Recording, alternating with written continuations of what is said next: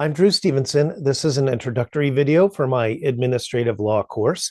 This is an upper level elective at my law school.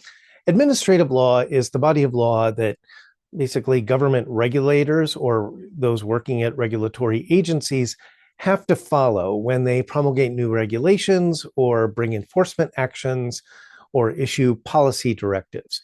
We're also going to cover some issues related to the presidential appointment of agency directors and how different ways that Congress can control what the agencies do. Also, we have a big unit near the end of the course about what happens when an agency, a government agency, is a party in litigation before a court. How do the courts handle the agency's sort of statutory mandate or congressional mandate to implement certain policies that Congress wants?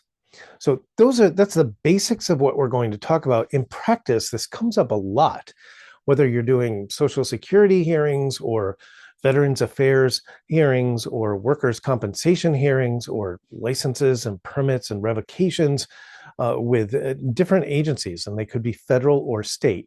In this course, we're going to focus on federal administrative law, but most of the principles apply at the state level as well. Now, in terms of course materials, there's a case book that has several co-authors. The lead author is Jerry Mashaw, that I have used for many years in this course. And we're also going to add a few extra cases, especially after the 2024 Supreme Court term, where they made some major changes in this area of law.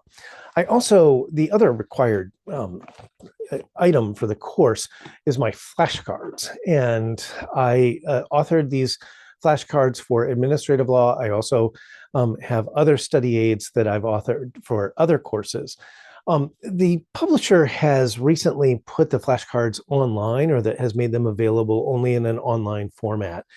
What I've heard from students is that if you can actually get a hard copy of the flashcards when they were printed, and they only stopped printing them, I think, in 2021 or 2022, they might be easier to use than the online flashcards. The online flashcards, though, are going to be very similar to a lot of my multiple choice exam questions.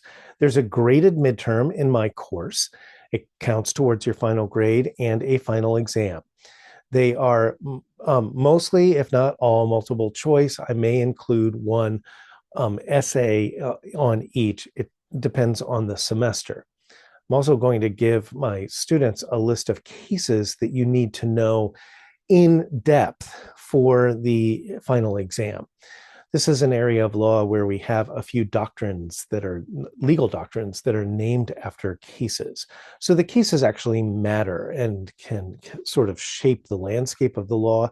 So there's a handful of cases, maybe 10 or 12 in this area, that you need to know by name. You'll need to know the majority opinion, the dissenting and concurring opinions, the rationale or basis for the court's opinion, and the basic facts, because I could ask some multiple choice questions about those specific cases on the exam.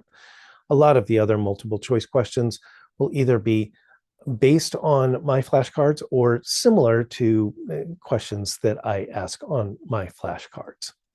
I have videos for every case that we're going to discuss that I post on a YouTube channel or on our course page, our D2L page, that you should watch, and where I explain what you really need to get out of the case for purposes of mastering the course material.